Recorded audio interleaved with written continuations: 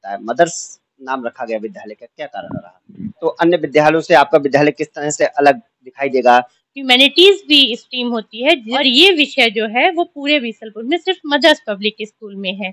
नमस्कार, UP update देख रहे हैं आप और मैं हूं आपके साथ आशुतोष मिश्रा। इस वक्त हम मदर्स पब्लिक स्कूल में मौजूद हैं और यहाँ के बारे में हम बताएंगे, जानकारी देंगे और यहाँ पर किस तरह की शिक्षा व्यवस्था है इसके बारे में भी हमारे साथ हम मौजूद हैं। मदर्स पब्लिक स्कूल की प्रिंसिपल हैं, वो तमाम जानकारियां देंगे, उनसे बात भी करने वाले हैं। मैडम, आपका बहुत बहुत स्वागत है हमारे खास प्रोग्राम में। नमस्कार सर। विद्यालय में शिक्षा व्यवस्था किस तरह से होती है? सर, हमारे यहाँ सीबीएसई से एफिलेटेड स्कूल है ये मदर्स पब्लिक स्कूल, और हमारे यहाँ प्री-एनसी टू 12th क्लासेस चलती हैं। 11th में बच्चों के लिए साइंस और कॉमर्स स्ट्रीम तो सभी विद्यालयों में है, बट हमारे यहाँ पूरे बीसलपुर में ह्यूमैनिटीज भी स्ट्रीम होती है। जो कि यूपीएससी की तैयारी बच्चे करते हैं वो इस स्ट्रीम को लेते हैं। इसमें 8 साइड के सब्जेक्ट होते हैं और ये विषय जो है वो पूरे बीसलपुर में सिर्फ मदर्स पब्लिक स्कूल में है। इसके अलावा बच्चों के लिए साइंस स्ट्रीम के लिए फिजिक्स, केमिस्ट्री और बायो लैब है, कंप्यूटर लैब है और लाइब्रेरी 4000 प्लस बुक से सुसज्जित एक लाइब्रेरी है। एक बहुत बड़ा खेल का मैदान है जहाँ पे कि बच्चों की फिजिकल एक्टिविटीज कराई जाती हैं। अकॉर्डिंग टू सीबीएसई नॉर्म हम लोग टाइम टू टाइम बच्चों की को करिकुलर एक्टिविटी कराते हैं ताकि बच्चों का ऑल राउंड डेवलपमेंट हो सके।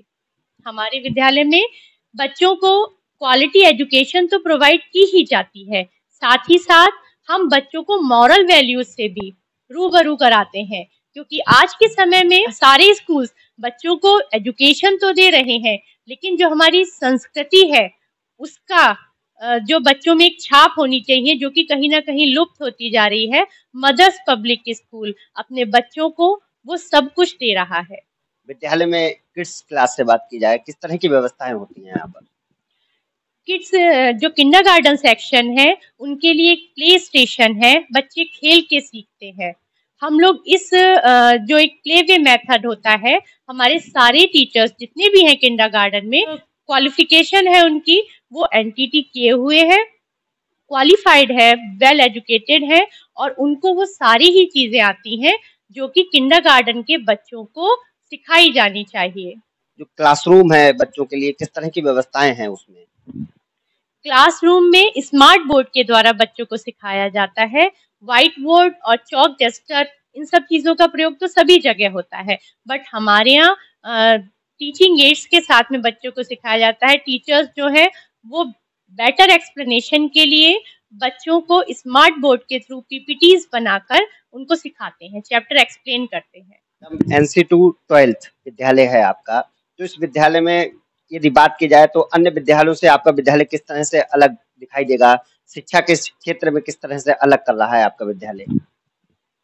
हमारे यहाँ 90% स्टाफ बरेली से है, जो कि वेल क्वालिफाइड है, एक्सपीरियंस्ड है, सीबीएसई से ट्रेनिंग लिए हुए हैं।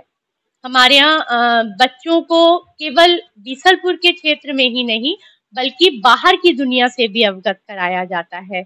हम लोग जो है वो बच्चों को यहाँ से बाहर निकालने के लिए वो सारी करंट अफेयर्स उनको बाहर की नॉलेज देते हैं, और उस स्कूल के मुकाबले हमारी को करिकुलर एक्टिविटीज ज़्यादा होती हैं। हमारे यहाँ प्रॉपर डांस क्लासेस हैं, ताइक्वांडो क्लासेस हैं, म्यूजिक क्लासेस हैं, ये सभी कुछ अरेंज होते हैं पढ़ाई के साथ साथ। मैडम, सीबीएसई स्कूलों में स्पोर्ट्स की कमी रहती है, आपके विद्यालय में क्या कुछ इसके लेकर व्यवस्थाएं हैं? हमारे यहाँ स्पोर्ट्स में इंटरनल और एक्सटर्नल दोनों तरीके के स्पोर्ट्स कराए जाते हैं। वॉलीबॉल के लिए प्लेग्राउंड है, बीच बीच में क्रिकेट टूर्नामेंट भी कराए जाते हैं, फुटबॉल है, ये सारी फैसिलिटीज। इसके अलावा खो खो है या जो भी गेम होते हैं, प्रॉपर इंटर हाउस कॉम्पिटिशन्स भी ऑर्गेनाइज किए जाते हैं। मैडम, इसके साथ हमारा एक सवाल ये भी था, विद्यालय में लगभग कितना स्टाफ आपके यहाँ पर मौजूद है और किस तरह से ये जो स्टाफ है वो बच्चों को ट्रीट करता है? हमारे यहाँ 55 प्लस में है स्टाफ, और सभी बच्चों के साथ में पर्सनल अटैचमेंट रहता है। क्लास टीचर और सब्जेक्ट टीचर का वो वीकली पेरेंट्स के साथ में फोन से बच्चों का फीडबैक लेते हैं और अपना फीडबैक उन लोगों से जानना चाहते हैं कि किसी भी बच्चे को किसी तरीके की सब्जेक्ट में कोई प्रॉब्लम तो नहीं हो रही है। तो टीचर और पेरेंट्स का आपस में कोऑर्डिनेशन रहता है। ट्रांसपोर्ट की बात की जाए विद्यालय से, हमारा विद्यालय फुल्ली ट्रांसपोर्ट जो है वो स्कूल ही प्रोवाइड करता है। अगर मैं कहूँ तो हमारे यहाँ सिर्फ बीसलपुर से ही नहीं बल्कि बरखेड़ा, बिलसंडा और निगोही तक से बच्चे आते हैं। शारीरिक क्षमता बढ़ाने के लिए खेल बहुत जरूरी है। तो आपका जो खेल मैदान है वो किस तरह से बना हुआ है, वहाँ पर किस तरह से व्यवस्थाएं हैं और बच्चों के लिए किस तरह की खेल कूद यहाँ पर करवाए जा सकते हैं? हमारे पास एक बड़ा मैदान है जिसमें सभी तरह के खेलकूद करवाए जा सकते हैं टाइम टू टाइम। इसीलिए हम लोग जो है वो स्पोर्ट्स डे पर या बीच बीच में अलग अलग तरीके के टूर्नामेंट अरेंज कराते हैं। प्रॉपर पीटी ड्रिल होती है असेंबली में और हाउस वाइज भी बहुत सारे कंपटीशन ऑर्गेनाइज करते हैं। 10th और 12th की बात की जाए तो विद्यालय का रिजल्ट किस तरह रहता है? 10th का तो एक रिजल्ट आ चुका है हमारा और 100% रिजल्ट रहा है और बीसलपुर से सेकंड टॉपर हमारे ही स्कूल से निकले हैं क्लास 10th में। 12th का इस साल हमारा पहला रिजल्ट होगा और वो वेटिंग में है। मैडम, इस बार आपने 12th के लिए भी शुरू कर दिया है, तो किस तरह से बच्चों को अन्य शिक्षाएं जो दी जाती हैं यहाँ तक कि अन्य सीबीएसई बोर्ड से अलग क्या है? हमारे यहाँ टाइम टू टाइम बच्चों के क्लास टेस्ट लिए जाते हैं और उनकी अलग से प्रिपरेशन कराई जाती है जिन बच्चों को ज़रूरत है, क्योंकि बीसलपुर में बच्चों को ट्यूशन वगैरह की फैसिलिटी नहीं होती है और हमारे विद्यालय का मैनेजमेंट ये चाहता भी नहीं है। इसलिए बच्चों को स्कूल में ही उस विषय के टीचर से एक्स्ट्रा क्लासेस दिलवाई जाती हैं जिस सब्जेक्ट में वो बच्चा वीक है। और एक चीज़ मैं यहाँ और बताना चाहूँगी कि हमारा विद्यालय सीबीएसई के सारे नॉर्म्स को कंप्लीट करता है।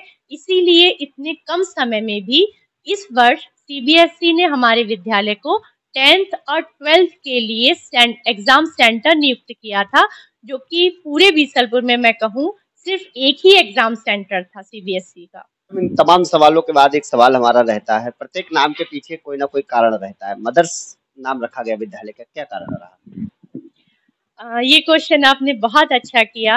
हमारे मैनेजमेंट में हमारे जो चेयरमैन सर हैं वो अपनी माँ की स्मृति में कुछ ऐसा कार्य करना चाहते थे, मतलब एक ऐसे क्षेत्र में जो कि हमेशा उनकी याद बनी रहे। इसलिए उन्होंने इस विद्यालय का नाम जो है वो मदर्स पब्लिक स्कूल रखा है।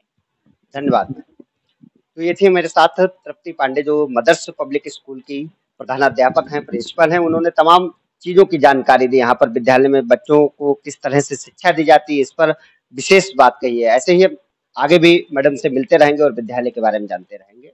कैमरा सहयोगी शरद कुमार दुबे के साथ आशुतोष मिश्रा, यूपी अपडेट पीलीभीत।